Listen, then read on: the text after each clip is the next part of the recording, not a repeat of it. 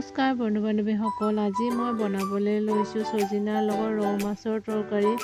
আশা কৰোঁ আপোনালোকে এই ৰেচিপিটো চাই ভাল পাব। এতিয়া আহকচোন চাওঁ কেনেধৰণে বনাইছোঁ। প্ৰথমতে ছজিনা এমুঠি লৈছোঁ, ভালকৈ কাটি ধুই লৈছোঁ। ইয়াৰ তৰকাৰীৰ কাৰণে কি কি লাগিব গোটেইখিনি দেখাই দিছোঁ।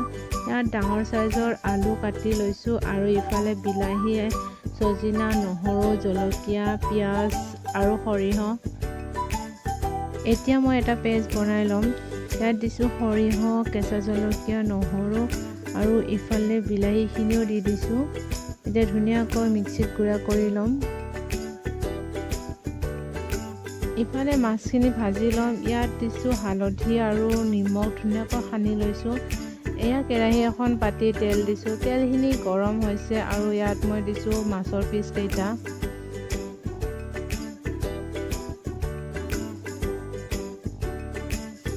এয়া ধুনীয়াকৈ দি দিছোঁ। এয়া মাছৰ পিচ কেইটা ওলটাই দিছোঁ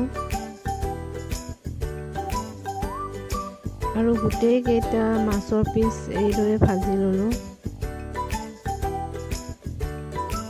আৰু এই মাছ ভজা তেলতে মই বনাম। এতিয়া কাটি থোৱা পিঁয়াজখিনি দি দিছোঁ আৰু শুকান জলকীয়া কেইডোখৰ দি দিছোঁ আৰু লৰাই দিছোঁ গোটেইখিনি। পিঁয়াজখিনি ভজা হোৱাৰ পিছত কাটি থোৱা আলুখিনি দি দিছোঁ আৰু অলপ লৰাই দিছোঁ আৰু এতিয়া ছজিনাখিনি দি দিছোঁ আৰু ধুনীয়াকৈ গোটেইখিনি লৰাই দিছোঁ।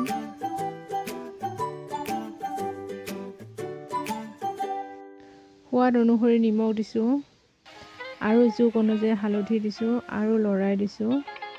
এতিয়া ঢাকনিখনেৰে ঢাকি দিছোঁ। 5 মিনিটমান হৈ যোৱাৰ পাছত ঢাকনিখন দাঙি 2-এবাৰকৈ এইদৰে লৰাই দিছোঁ।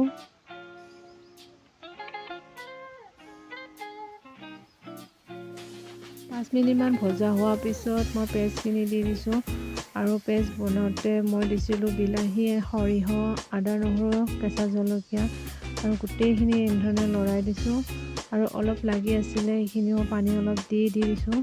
ধুনীয়াকৈ লৰাই দিয়াৰ পিছত মছলা এড কৰিম। ইয়াত দিছোঁ 1 চামুচ জিৰা আৰু 1 চামুচ চব্জি মছলা আৰু 1 চামুচ ৰেড চিলি পাউডাৰ আৰু ধুনীয়াকৈ গোটেইখিনি লৰাই দিছোঁ। অলপ সময় ভজা হোৱাৰ পিছত মই পানী এড কৰিছোঁ। আপোনালোকে জোখ অনুযায়ী পানী দিব আৰু পানীখিনি উতলা পানী দিব। মই ইয়াত উতলা পানী দিছোঁ।